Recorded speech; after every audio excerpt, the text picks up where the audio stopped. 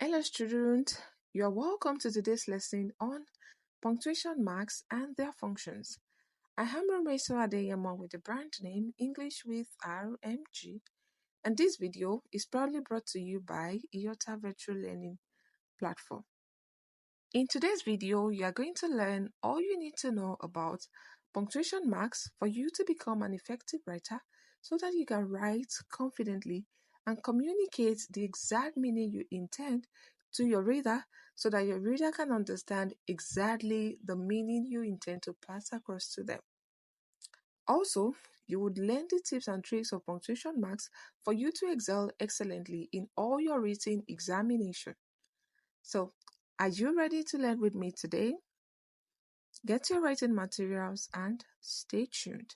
So, this is the part 5 of this series on punctuation marks. In the previous videos, we've discussed different types of punctuation marks, and I said in the last video that we are going to continue in the next. Students, remember that I said that punctuation marks are divided into two broadly: the end marks and the internal marks. The end marks are just 3, while the internal marks are quite many. We've discussed the end marks and now we are on the internal marks. So our next internal marks to discuss is the ellipses or the dots. Yes, so what kind of meaning do we use the ellipses or the dots to communicate in writing, or why do we even need to use these dots? So let's look at the functions of the ellipses in writing. So the ellipses or dots are the 3 dots that are used to indicate that words have been omitted, especially from a quotation or at the end of a conversation. So I want you to pay attention to something. They said 3 dots. Ellipses are how many dots? 3 dots. Thank you. So please, I've seen students write dots, countless dots, in fact 10, 15.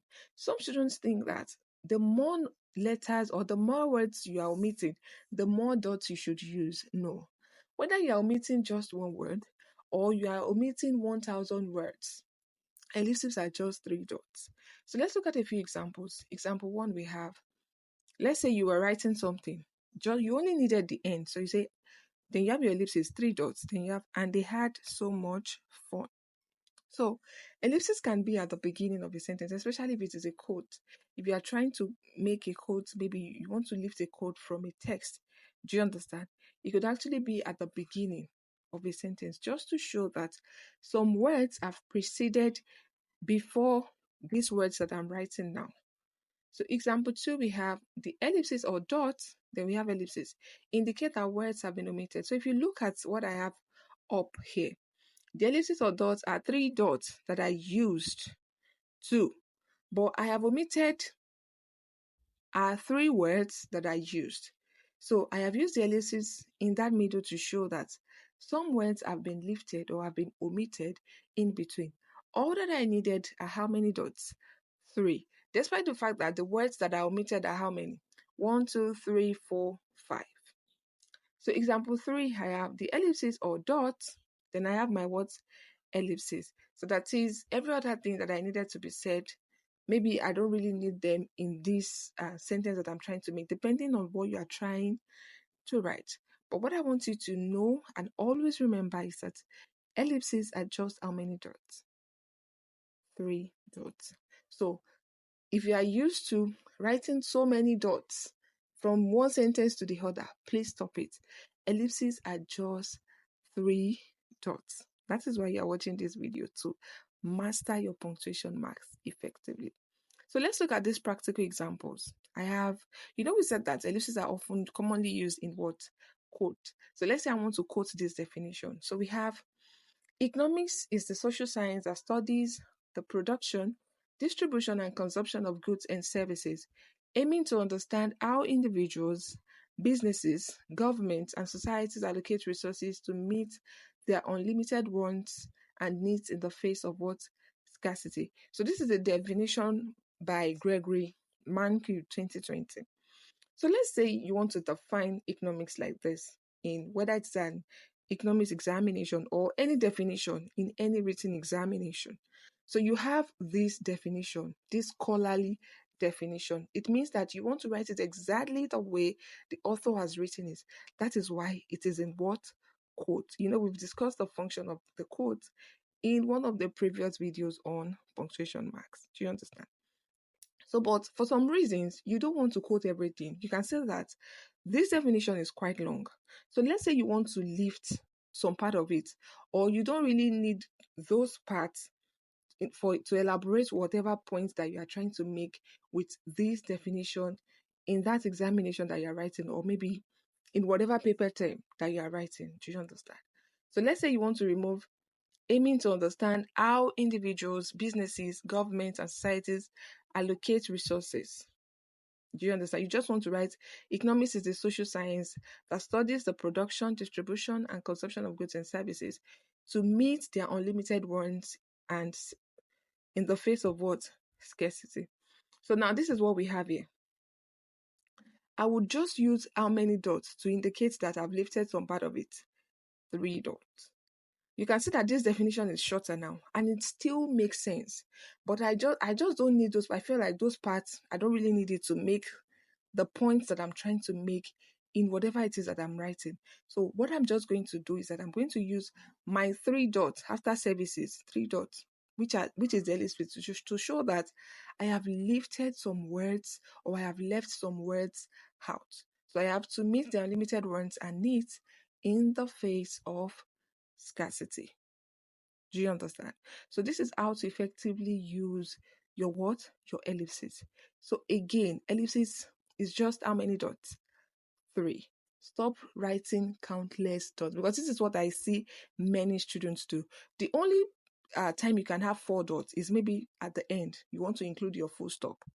Do you understand? So after 3 ellipses, you can have one more to indicate the full stop, that is the end of this sentence. But if it is not at the end where you are adding a full stop, ellipsis is just what? 3 dots. So stop writing ellipses with 10 dots or countless dots. Or some of you will count the number of letters that you've omitted and then you use that number to indicate the dots. No, that is not the way to write your ellipses. Are you following? I hope my explanation is clear. If you have any question, do not forget to put it in the comment section. So let's move on to our next punctuation mark, which is what? The dash. The dash. So what kind of meaning do we use the dash to communicate in writing? Do not forget that the purpose of punctuation is to clarify what? Meaning. So the dash is quite similar to the comma because it also signifies a pause. However, its pause is slightly longer than that of the what? The comma. So we are saying they are similar in terms of their function, not in terms of what they look like. We all know that the comma looks nothing like the dash. So we are just saying that it is slightly similar to the dash based on its functions. So now let's look at the functions of the dash. Function 1, we have to indicate that what follows is a summary or conclusion of what has gone before.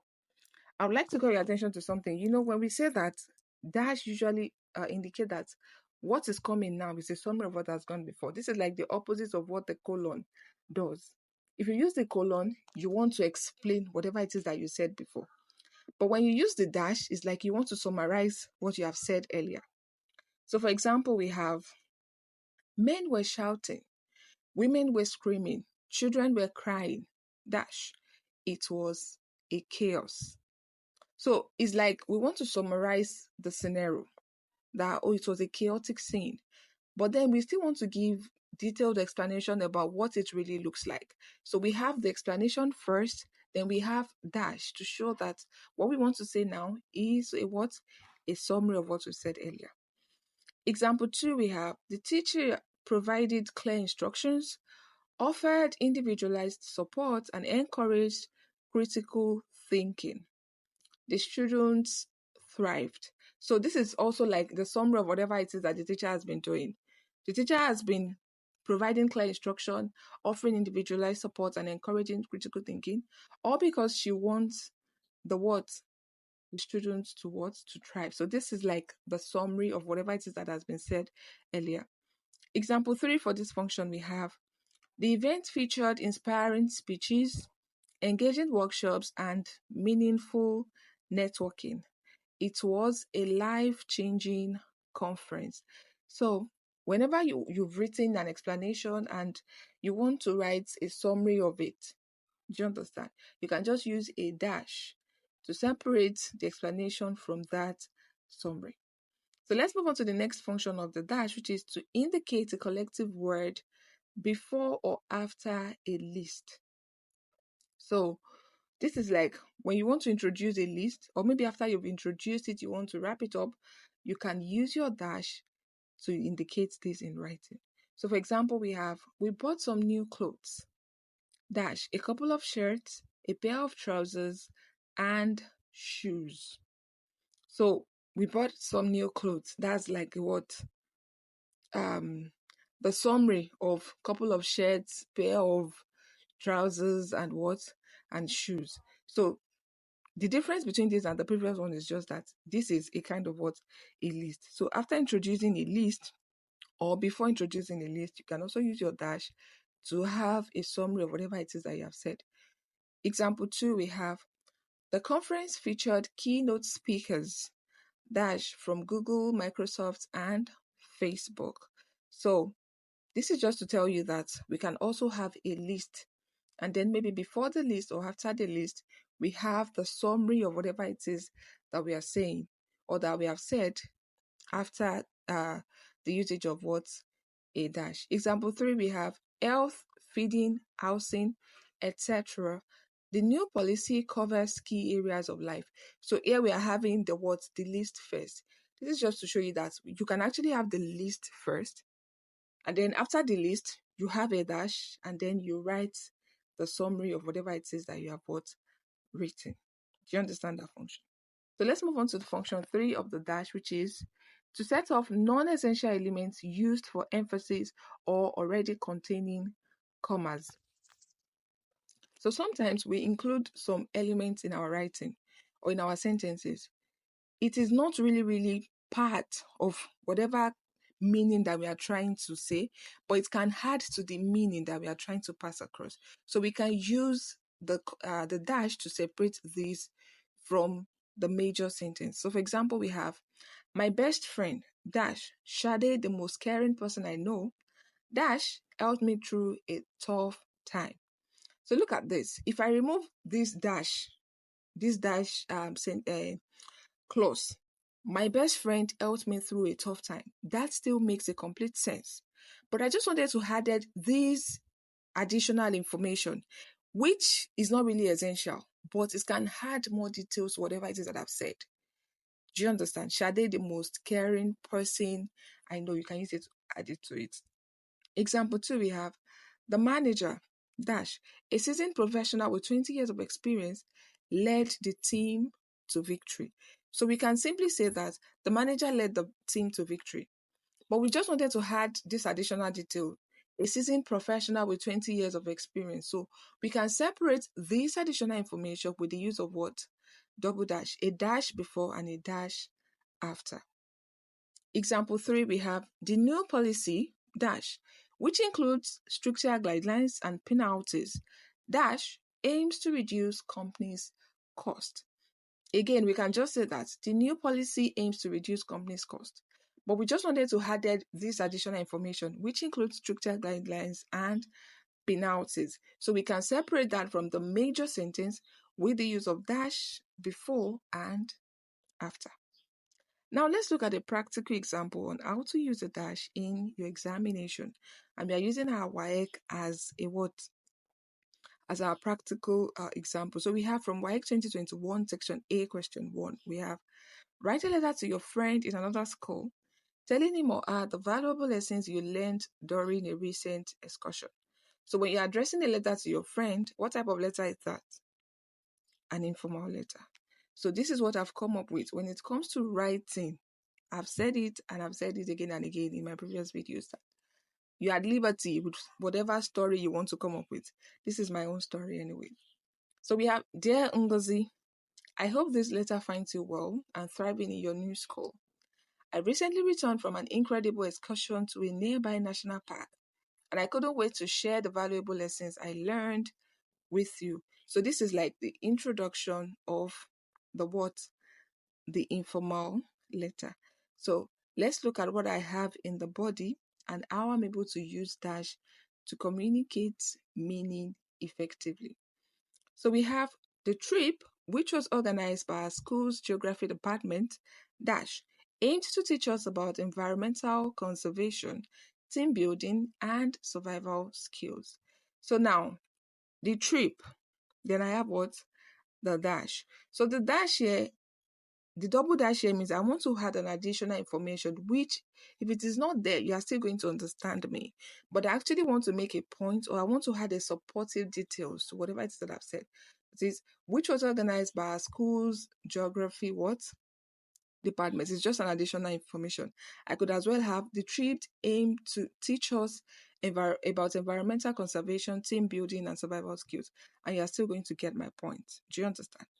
So let's continue. Our group consisted of 20 students, 2 teachers, and a back ranger who guided us through the breathtaking landscapes and diverse ecosystems. As we hiked through the forest, I realized the importance of adapting to new environments and being open to challenges. Dash, skills that will undoubtedly benefit me in the long run. So using dash towards this end is like wrapping up what I've said earlier. That is, as we hiked through the forest, I'm trying to explain what I realized while experiencing this new environment that I went to visit. Do you understand? Then I realized that these are skills that are actually going to benefit me on the long run. Like I'm wrapping up what I've said earlier, and I'm able to use the dash to do that. So the next paragraph, one of the most striking aspects of the trip was the emphasis on teamwork.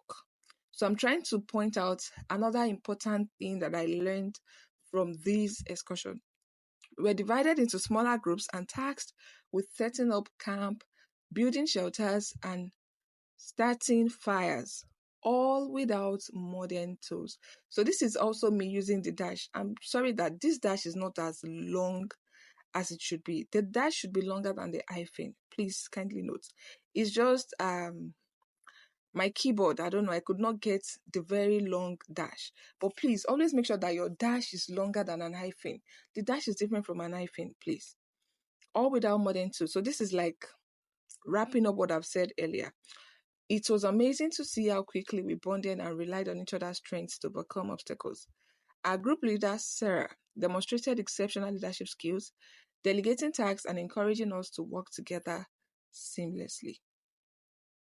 So that is what I'm able to come up with for my essay.